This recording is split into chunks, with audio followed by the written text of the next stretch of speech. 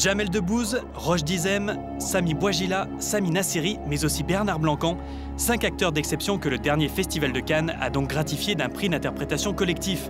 Une récompense méritée pour un film méritant qui revient sur une partie de l'histoire de France trop méconnue et bien loin des strass et des paillettes. 1943, 233 000 soldats africains viennent volontairement défendre la France, mère patrie, contre l'occupant nazi. Des combattants oubliés à qui Rachid Bouchareb rend hommage dans Indigène, un devoir de mémoire qui ne s'est pas fait sans mal. Le film n'était pas censé exister, ça a été très compliqué de le monter pour des raisons qu'on peut vous expliquer facilement. D'ordre économique, c'est plus facile de monter une comédie qu'un film aussi chargé que celui-là. Le film existe, il est là et les gens vont le voir. Notre salaire, il est là.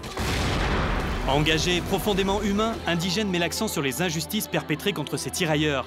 Un racisme qui porte le nom de blanchiment. Les autorités françaises en place refusaient que les soldats de l'armée française qui venaient d'Afrique du Nord ou des colonies se mélangent ou aient des risques de mélange avec la population locale.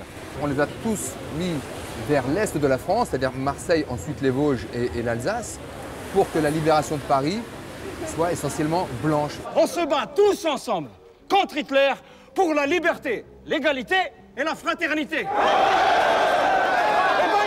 Qui nous en donne un peu maintenant de cette liberté, de cette égalité et surtout de cette fraternité.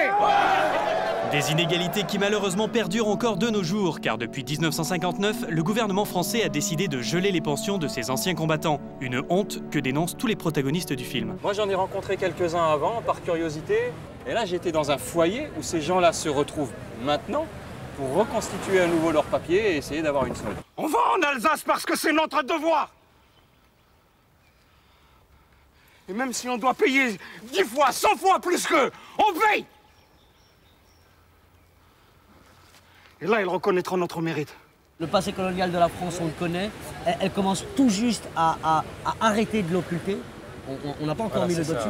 Elle arrête tout juste de l'occulter, donc il y a encore une grande partie à faire et c'est avec vous que c'est jouable. Un travail de longue haleine, car au-delà des institutions, ce sont les mentalités qui doivent évoluer.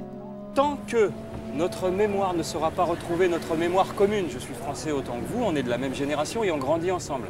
Tant qu'on ne nous donne pas en repère, dans les écoles où on grandit, une ligne commune sur notre histoire, on aura toujours le réflexe inconscient à un moment de se retrouver au carrefour. Exactement. Et de s'apercevoir qu'il y a une différence. Parce que cette parole, elle n'est autre que ça, c'est la nôtre, c'est l'histoire de France. C'est pas l'histoire d'Abdelkader Mouloud, je ne sais quoi, c'est l'histoire de France, c'est notre histoire. Sans être un grand film, Indigène se démarque par la force de son propos et délivre avant tout un bouleversant message fraternel.